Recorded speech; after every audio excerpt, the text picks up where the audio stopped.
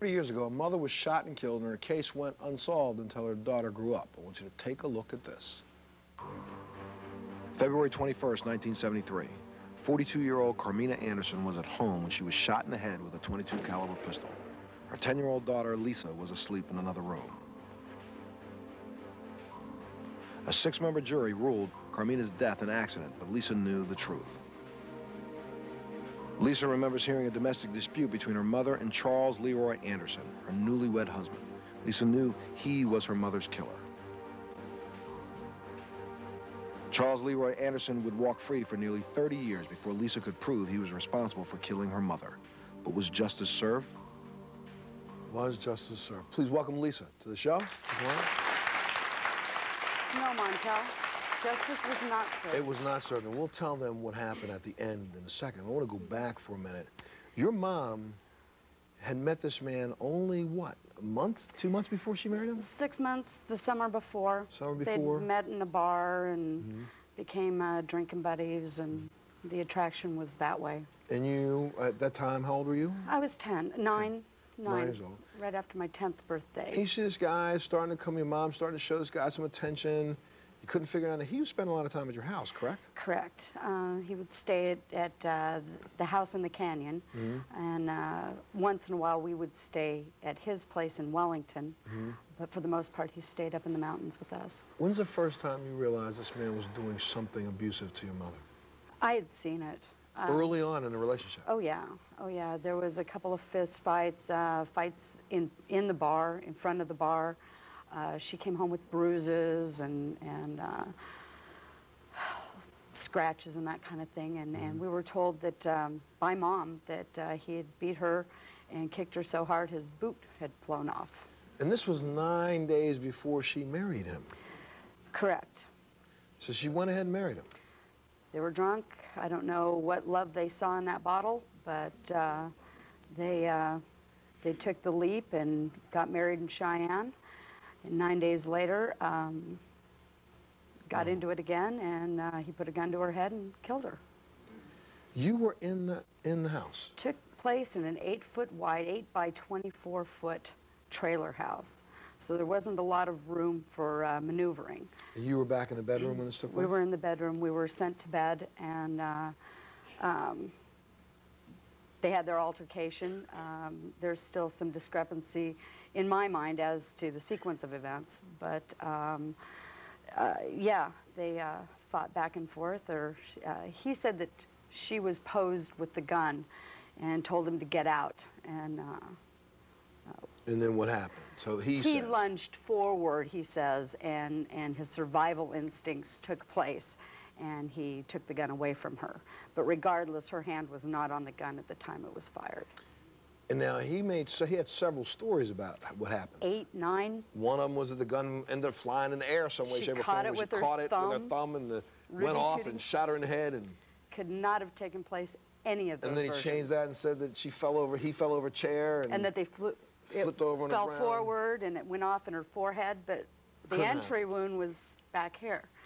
But as a persistent daughter, you did everything from going out and finding the old police records, digging through those. We found out that the coroner involved in this case thought that the records belonged to him and took them home. Took them home with him. They had to subpoena them back. So the police didn't even have any of the earlier information? No. You went out and dug and said, wait, let's find out what happened to the gun that your mother was killed with? The gun was sold at a police auction, and the gun run to this day is still missing. You ended up contacting the police, doing all their legwork for them? Yes, sir. Now, how did he end up pleading? He spent many years bragging about it in the bars. And so everybody kind of knew that he had done it. And it was as a result of a newspaper article of 100 unsolved homicides up and down the Front Range.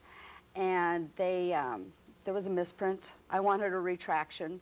I gave him a notebook of things, and I said, I don't mind you doing something, I just want it accurate. And they did a 4-page expose, which was really nice.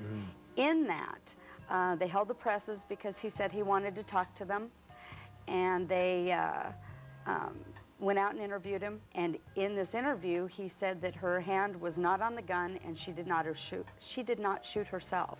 Which is basically a confession. Correct. And with that, that gave us an admission of guilt and 2 more witnesses. And that took him to trial. That opened up the case for them to poke around a little more. Let me take a break. We'll find out how to conclude it when we come back. We'll be back right after this. Please see opportunity to start asking questions. You have a confession, basically, right, to a reporter. Right. So why did they not then go forward with a case or a trial and offer him the plea? They did. Well, what they did is they arrested him March 5th of 2003. And as sad as it is, it all took place last year. And so they arrested him, $50,000 bail. He never made it. They offered him a plea bargain, and they arrested him in 2nd-degree murder. They offered him a plea bargain of manslaughter, and due to his poor health, they didn't think that he would live for 5 years, 10 years in prison. Poor him. So he should have died in prison. Go ahead. That's my thought, yes. And I didn't have a problem with that. He did, and the only way we could get him to take a plea was to offer him 1 year at a felony manslaughter. So he basically committed murder, got away with it for 30 years, Yes. gets 1 year in prison, and he was sick, so he was like going to camp. Poor guy, yeah. And he actually served from arrest to release. They released him November 21st. He was home before Thanksgiving. I was a little bit angered about that, and I spoke out on Capitol Hill. And you are working right now to do what? There's several things that I'm working to do. I don't want this case forgotten. They've swept it under the rug numerous times, and I feel very strongly about this. I would like to see some truth in sentencing bills passed. I would also, manslaughter is not considered a violent crime in Colorado, which is ridiculous. I want that changed. I would also like to see a registry of some sort, like a sex offender registry, only murder manslaughter registry. In my opinion, it doesn't give victims false hope. It gives investigators a place to start if they reoffend. Absolutely, absolutely. There's one other thing I want to do. Sure. I want to open up, and I'm starting my little website, and I would like to be of assistance to other people family members in these cold cases. They need questions answered. Just so you know, how many years did you work on this case? I mean, looking for evidence, trying to find evidence, because people just don't 10 understand. solid. 10 I have a solid years. decade invested, and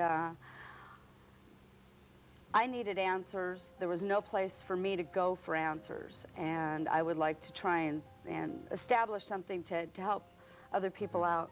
You bet. Well, that's one way of turning a tragedy into something really positive. Thank you. No, thank you.